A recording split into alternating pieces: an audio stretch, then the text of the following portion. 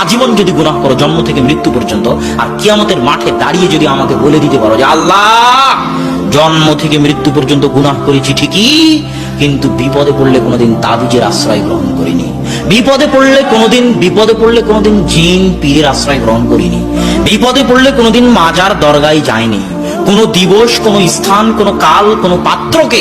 আলাদাভাবে সম্মান করিনি, সেটা শহীদ মিনার হোক আর যে দিবসই হোক সেটাকে আলাদাভাবে সম্মান করিনি। যেমন হিন্দুরা করে শিবলিঙ্গের সম্মান, যেমন হিন্দুরা করে বটগাছের সম্মান, যেমন হিন্দুরা করে গঙ্গা নদীর সম্মান, এরকম আলাদা কোনো দিন, জন্ম দিবস হোক, মৃত্যু দিবস হোক, আলাদা কোনো দিনকে, আলাদা কোনো স্থানকে, আলাদা কোনো কালকে আল্লাহ সম্মান করিনি। এইভাবে যদি আপনি বলতে থাকতে পারেন আল্লাহর সামনে